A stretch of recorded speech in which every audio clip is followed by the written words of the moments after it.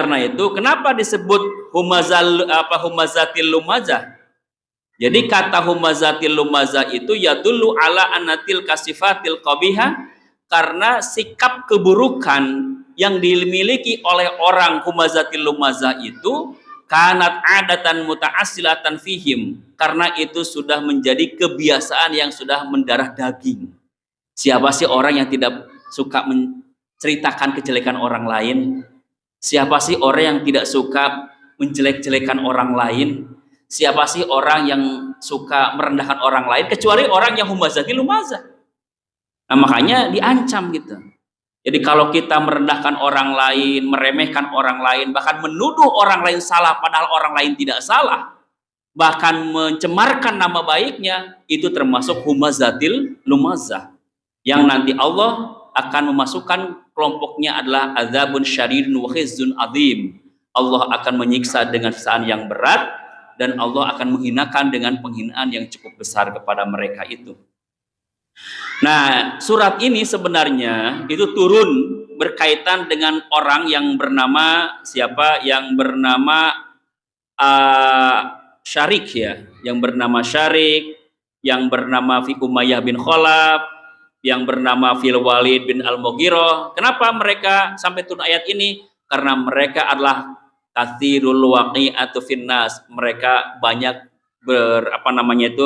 bertengkar dengan orang lain ya. Jadi surat ini turun berkaitan dengan kronologis ya, nama-nama ini adalah orang yang suka bertengkar gitu. Suka ribut orangnya itu ya. Jadi intinya Allah menyampaikan tentang bahayanya ya menuduh orang, tentang bahaya mencaci orang, tentang bahayanya menuduh orang, mencaci orang, meruntuhkan kedudukan orang, meremehkan kedudukan orang, menyederhanakan amalan orang. Nah, ini ancamannya seperti itu ya. Fitnah di dalamnya. Fitnah itu sama intinya itu adalah mencemarkan nama baik orang di fitnah itu. Nah, seperti apa gambarannya? Ini penjelasannya dari Nabi ya.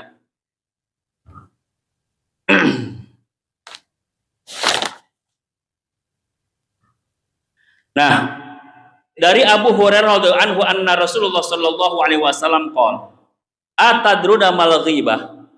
Jadi itu mencela, mencaci itu bagian daripada ghibah. Tahukah kalian wahai para sahabat apa itu ghibah? Qalu, kemudian para sahabat menjawab, Allahu wa rasuluhu a'lam. Allah dan Rasulnya mengetahui, sangat mengetahui ya, maha mengetahui. Qala, kemudian Rasul menjawab, zikruka akhaka bima yakrah.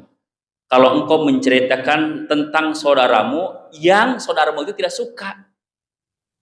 Jadi engkau menceritakan sesuatu yang tidak disukai oleh saudaramu itu yang disebut dengan ghibah. Ila araita in kana fi akhi ma aqulu. Bagaimana pandanganmu wahai Rasul apabila memang saudaraku itu apa yang aku ucapkan memang benar keadaannya, apa yang aku ceritakan itu memang begitu gitu kan, itu jelek maksudnya itu kan, memang begitu. Kata Rasul, in kana fihi ma taqulu faqad tabtah. Andai kata engkau menceritakan suatu keburukan, kekurangan saudaramu dan benar saudaramu itu berbuat itu, itulah yang disebut dengan ghibah. Itu yang disebut dalam ayat ini gitu.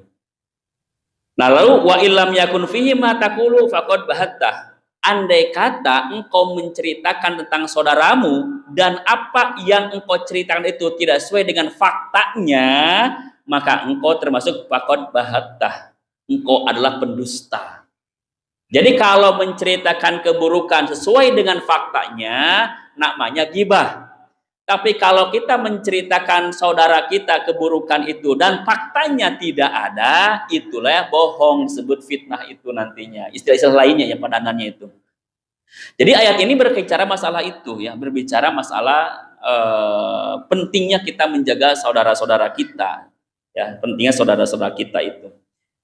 Nah, bahkan ghibah ini, mencela ini, menjelekan ini, itu lebih berbahaya daripada zina. Ditanya ya, al-ghibatu asyaddu minaz zina. Ghibah ini ya, menggunjing ini, menceritakan kejelekan, kekurangan, keburukan saudara-saudara kita ini, asyaddu minaz zina. Itu lebih buruk daripada zina. Kila wa kaifa, kok bisa gitu kan kalau bahasa kita. Kok bisa menceritakan keburukan orang lain lebih buruk daripada zina, lebih berat daripada zina? Kok bisa gitu ya menceritakan aib orang lain kok lebih jahat daripada zina? Qala ar-rajulu yazni thumma yatubu fayatubullahu alaihi. Sekiranya ada orang berzina lalu dia bertaubat, maka Allah akan menerima taubatnya. Wa inna sahibal ghibah la yughfaru lahu hatta yaghfir lahu sahibuhu. Sedangkan orang yang bergibah, orang yang menceritakan keburukan saudara yang lain atau orang lain, maka dia tidak akan diampuni kecuali dia mendapatkan pengampunan dari orang yang digibahinya. Ini beratnya. Kalau zina, langsung taubat kepada Allah, langsung Allah terima. Tapi kalau orang gibah, Allah nggak akan terima sebelum yang digibahi itu apa?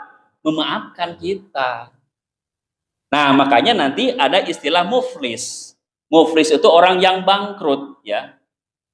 Orang bangkrut itu, kata Rasul, ditanya kepada para sahabat, bertanya, ya para sahabat, tahukah apa yang disebut dengan orang bangkrut atau muflis itu?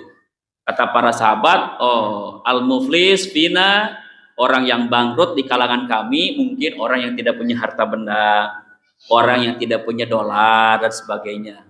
Kata Nabi tidak menyalahkan, itu benar dari sisi fisik keduniaan.